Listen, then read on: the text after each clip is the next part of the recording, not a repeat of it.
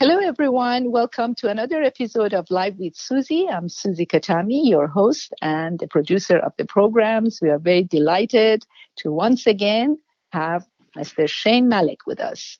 This is our series that we have started, and it's going to be number 19, believe it or not. And we have started this series a while back with Mr. Malek talking about the different steps for the retirement world of finance that Mr. Malek is expert on it. He's a financial consultant and a president of FMIS Inc. and also the website, which is www.fmisinc.com. There is also a toll-free number, 1-800-477-1556. That you're more than welcome to call if you have any questions or you'd like to make an appointment to see Mr. Malek in person. You can do so through this number that I gave you. Before we start the show, I'd like to also remind everyone, in case this is your first time listening to our conversation, please go ahead and check out our other parts that you can do so either through the website, fmisinc.com, and or you can check out Live with Suzi platforms on all over social media, including the YouTube and also, of course, podcasts. This way you can follow us through easier, even though each time we talk about different subjects.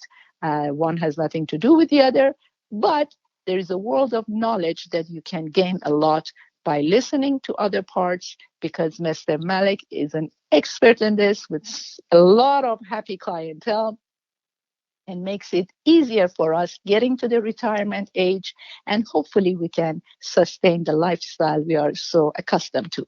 On that note, without further ado, I'd like to say hello to Mr. Malek and thank you once again for choosing Live with Suzi to talk to our clients and viewers. Hello, How are Suzi. you doing? Thank you Hello very to you. much. Good to be with you again, as always. Always, likewise. I like your introduction so much that I just get sort of myself sometimes mesmerized. Is it me she's talking about? Yes. Well, I wish I could Anyways. tell more, because really with your expertise and experience, I can go on, but it's a Thank short program, so I have to kind of be very quick about it. Thank you. But You're on so that sweet. note, absolutely. On that note, please tell us, because I know you're going to talk about a few cases that I'm sure would be great to hear. And we every time talk to you, we learn a lot more. So Thank you. here you go. We normally try to get some of the things that really happened in the last 2 weeks, and I try to sort of as simply as possible explain, because some of these may help some people that may listen to these in terms of sort of at least entice people to check out as to how they've structured these kind of accounts for themselves. And by that, I mean, as you know, as some of you know, that I had a few of my clients unfortunately passed away. One of these cases that I wanted to talk to you about is really the importance of how you set up these accounts. Number one, because a lot of these times you can also have some sort of an idea as to whether these clients want to have some income from these, or they're really investing for the growth of the money, and per se they want to have the maximum earnings on that.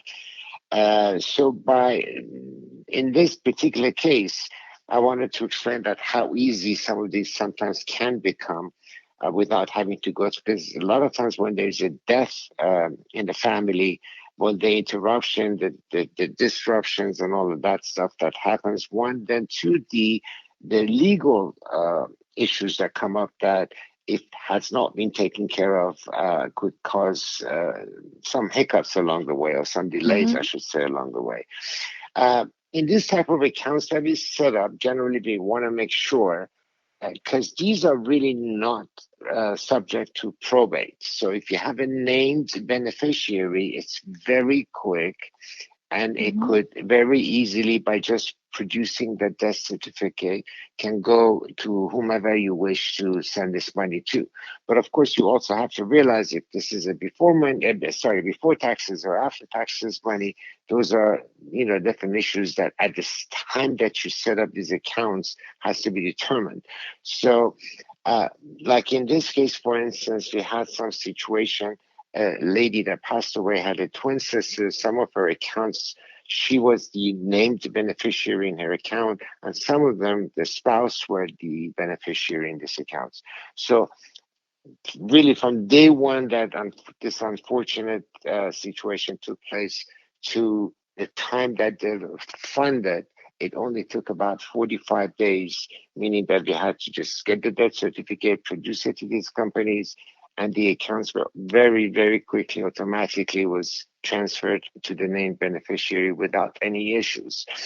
And of course, there are ways that we do it, obviously, to save these people the taxation issues that may come up with these things. So, for instance, in this particular case, we had set up these accounts for growth. So the actual, there were no so-called unrealized values on these accounts. What that means was that the total value that this account had accumulated over the years without a penny of reduction went to the beneficiary just by producing the death certificate and saying that these are, this is how she wished to be dispersed, and it was done immediately.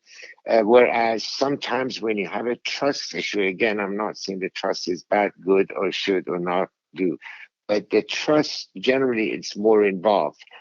Because then it has to go to the trustee, and then the trustee, based on the instruction of the trustor, has to distribute these funds accordingly, which might take a bit longer.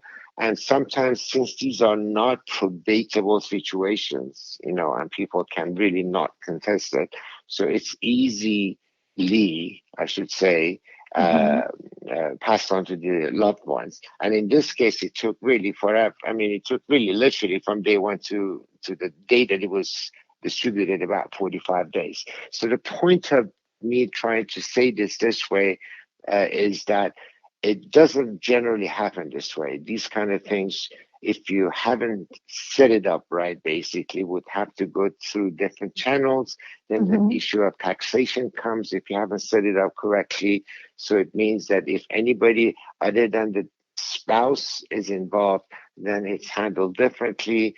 Some of these even in the case of your children, sorry to interrupt you. Yes. Oh, yes. Oh, yeah. Children. See, so in this case, it was the sister. But if it was this case, it's a sister, but it's the same. I mean, any non-spousal beneficiary. Gotcha. See, don't forget, in the year of 2020, one of the really worst things, in my opinion, could happen to these tax-deferred monies was taking away what they used to call it the stretch law, which means that it could go to anybody who's the beneficiary, whether it's a spouse or not, and then they could immediately take at whatever age they're at their so-called required minimum distributions on those taxes. So they could sort of stretch this R&Ds for over however many years, regardless of how old the beneficiary is or beneficiaries are. So that was taken away. And then instead of that, they changed the 70.5 to 72. So they gave a little bit to you, but they took a lot away, so to speak. So that was not really present in that case. However, now with the given situation, yes, it could go to a sister, but then we can still either do it within 10 years or do it on a 10th year for any non-spousal beneficiaries. So in this particular case, luckily, most of the accounts that went to the sister were so-called non-qualified money. So these were not tax-deferred. Well, they were tax-deferred on the earnings, but they were not tax-deferred on the actual principal of the money. And all the tax-deferred ones were had the spouse as the beneficiary, which we could just simply change the ownership of the accounts. So these are the things that you need to understand, how it works, what's the quickest way with the least amount of cost, and yet doesn't hurt you tax wise. Right. So it's understanding before, God forbid, anything happens, you have thought all of these really thoroughly, and you know exactly what may be and what the channels are available and how it could be utilized without really costing you much more than it should. So these were literally, what I'm saying was absolutely no money taken out from the accumulation value that these accounts have. Right. And it went directly to the beneficiaries and within 45 days. I keep saying this 45 days because I don't know if anyone's gone through these things. To change assets to the beneficiary, it's a process that sometimes takes 6 months, sometimes takes a year.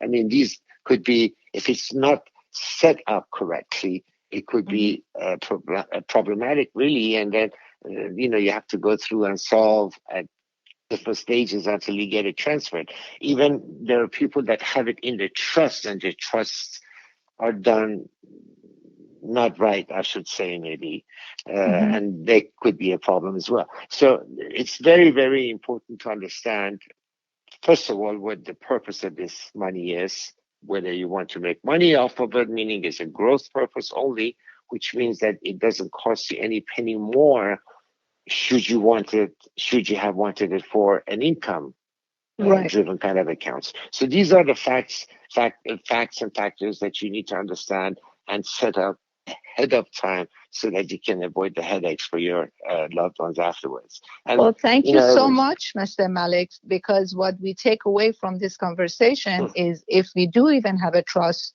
or if we haven't talked about this or went to see a financial consultant, a person like yourself, then we could really face a lot of issues. So on that note, it's not really a matter of luck, I think, on the case of your client, but they were lucky in the sense that they had you as their consultant and helping them out. So in this incident, you did everything beforehand. So when it comes to this, everything went very smoothly. So again, that is the importance of what I take from today's talk. Yes. It's absolutely, you're absolutely right. You need to really understand the consequences of, once you understand the consequences of a bad decision, then you understand what to do in order to avoid all that. And so you need to really, I mean, of course, most people like me, hopefully know all that.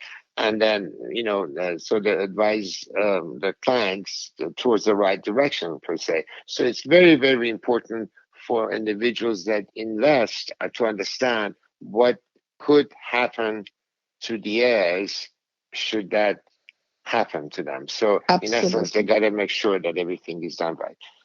Beautifully said, as always. Thank you, World of Knowledge, and thank you for the information you give us on a bi-weekly basis. We do appreciate your time. Once again, I announce your website, www.FMISINC.com, and also toll-free number 1-800-477-1556. Mr. Shane Malek, thank you so much for everything, and looking forward to our next talk in 2 weeks. Thank you, Suzi. Thank you. Thank you for having me. Absolutely. Pleasure.